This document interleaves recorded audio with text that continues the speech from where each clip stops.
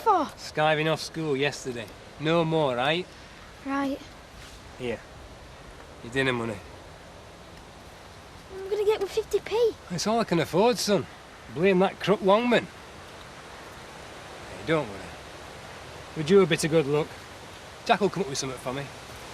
Oh, I forgot to tell you. I asked Jack and he's got no work. Well, that's a lie. He's got Ned off at the minute. At least could give me a couple of days. Jack said not. You know why, don't you? Because he'd hope to split us up. Longer I'm out of work, the easier it is for him to go bleating to the social about what a terrible dad I am. Jack wouldn't do that. He cares about me. Oh, don't kid yourself. Jack Sugden's a two-faced hypocrite. I only want what's best for Andy. Aye, as long as it means him and Sarah getting you back, well, it's not going to happen. I'm your dad, I'm looking after you. Jack and Sarah have been right nice to me. It's time you learned a lesson. Don't trust anybody, except your family. Because everybody else, no matter what their fancy words, they don't give a toss about you. You were just the Sugden's bleeding heart charity case, because it makes them feel good and pious. That ain't true. Get used to it. It's the rotten truth. It's you and me against the world. Take those scones to Andy. I'm sure there's not much home cooking goes on up at that caravan. He started calling potato head at school because he lives off out with chips. I know it's not easy for Billy, but he has to sort his life out better than this, otherwise I can see Andy ending up in care again. Hiya. You all right? Oh, I don't know. We're struggling. I don't want to hassle Ned to get back to work, but the sheep need checking before I can turn them out for the winter. Oh, why don't you ask Rachel to help out? Well, she's busy doing other stuff, isn't she? Well, I'm sure she wouldn't mind just for a few days, till Ned gets back. Why don't you ask her? Use your charm. See you later.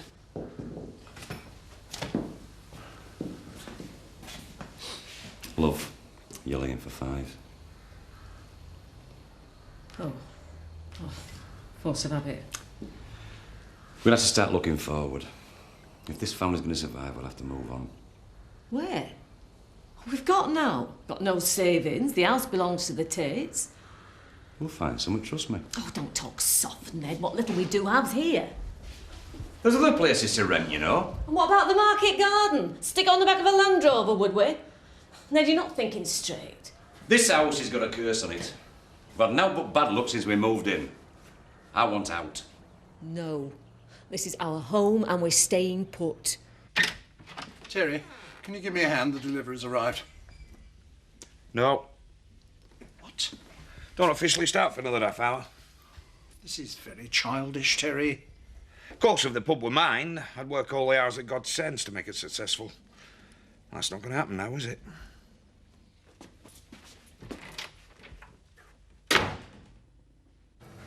All right, son. Spotted a couple of courting buzzards from my window this morning. It's beautiful. Largest birds of prey in Great Britain. Rare seeing them around these parts. Give us a break, will you? What's up with you? Linda is dead. When are you going to face up to it? Maybe you're not wise enough to understand it yet, Roy. When you see buzzards courting, it means note. But then again, it can mean everything. Because it just reminds you that life goes on. Leave it, Ned. We're all coping with it in different ways. Yeah, well, some of us have still got work to go to. I'll come with you. You're not going back to work at home farm, are you?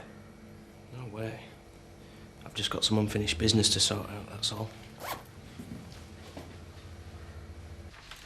She's not worth fretting over, Al. That's the trouble. She is. Some things aren't meant to be. Oh, this was. If only I'd been braver. If only wishes won in lottery tickets. I'm not getting any younger. I mean, maybe that was my last chance at a decent relationship. Oh, pass me the pills and I'll die with you.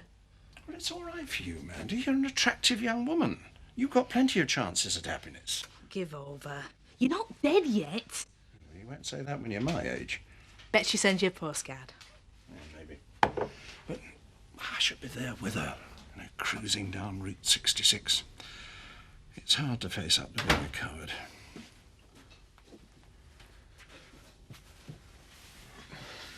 How long is this going on, Terry?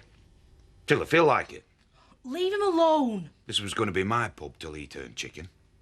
You don't have to come back to work yet, Biff. We understand. I'm not here to work. I should think not. Take 2 weeks paid leave, Biff. And if you need any more time after that, then just come and talk to me. What's up? Guilty conscience? I know how I felt when Frank died. Don't debase Linda's memory. The way you felt about Frank is something to be ashamed of. Go home, Biff. Not before I've had the pleasure in telling you to stick your job. Let's not be hasty. You think you're so grand, don't you? But the rest of Emmerdale know the truth about you. You're just a sad, shriveled up social climber who couldn't love if she tried. That's enough. Not quite.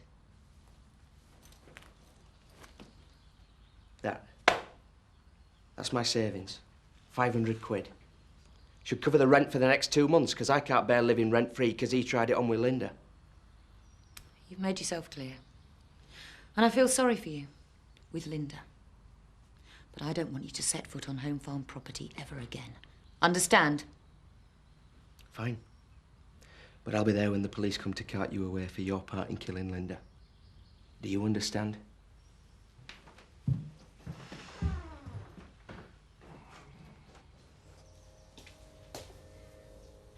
Seems strange not seeing Linda's cheery little face here. I'll have to make do with mine. It were a lovely funeral, though. It's lovely the word. Well, you know what I mean.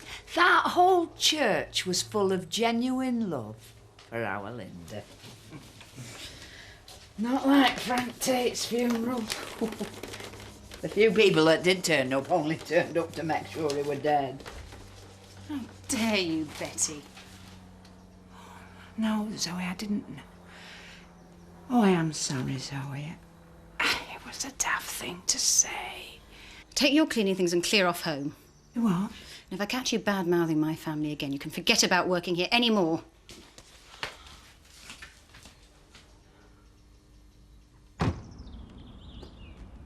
Biff. I'm really sorry about what happened at the funeral. I didn't know Christopher was going. And what about Kim? Oh, come on, Biff. We all knew it was that scumbag Oakwell who was to blame. Nah, she must have known he was smashed. And then she encouraged Oakwell to give Linda a lift home. She loaded the gun, Steve. You're wrong. Don't let her pull the wool over your eyes, or you'll end up like Frank. I know you're angry about what happened, Biff, and I couldn't be more sorry for Linda. But I can't let you talk about Kim like this. Get out while you can, Steve. She's a witch.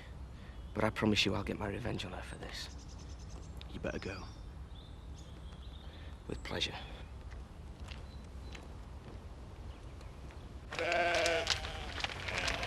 Hey up, Billy. What do you want? Well, now I've got some time on my hands, I thought I'd just come round and say thanks a bunch. Lost your job again? Don't be cute with me. And don't you take it out on us. You make me sick. Banging on about how you want what's best for Andy, and then kicking me in the teeth when I need your support most. I don't know what you're on about. I know Ned won't be back at work for a bit. Couldn't you give him me just a few days? What do you think I am, clairvoyant? I didn't know you'd lost your job. Well, why do you think Andy came round asking if I could have some work here?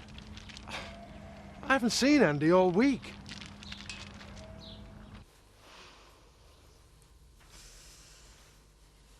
Linda was always so proud of wearing this. She loved her job. I'm going to miss her very much. How are you feeling, Jan? Angry at your family? And don't get me wrong, I know it's not your fault. Kim is your stepmother. I know it's very easy to blame her for most things round here, but she didn't drive that car, Jan. Tell that to Biff. This bitterness isn't helping anybody. My daughter's dead. Don't you tell me how I should feel. I'm sorry. Morning, love. Zoe's brought our Linda's things round from surgery. All right. There's a lovely photo of her and Biff. Ned? I am pig sick of people pussyfooting round. Our daughter's killer's out there laughing at us and nobody's doing a damn thing about it. The police are combing the country for him. Do you really think so? But all it took was one phone call to the chief constable. Make sure the search looks good, but hey, don't forget, don't catch him. You're talking stupid, Ned. Don't worry, there'll be no more talk.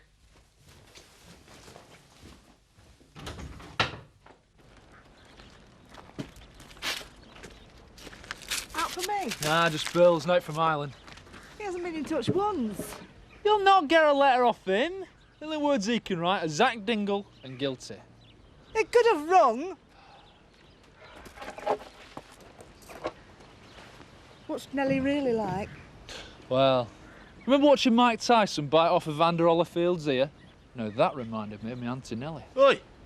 It's my mum you're slugging off. You worried Zach might not come back? They thought I'd crossed my mind. Some folks would say I was mad, paying for him to visit his ex. Aye, and I'll be one of them. You don't know me Auntie Nellie proper. She's a conniving schemer, and I wouldn't trust her without in trousers. Hey, that is enough. It's true though, isn't it? Well, yeah.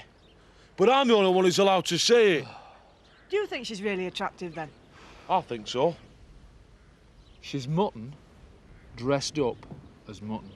Well, she never has any trouble getting a boyfriend, so my mum can't be that bad, can she? Careful! Eh? Come on.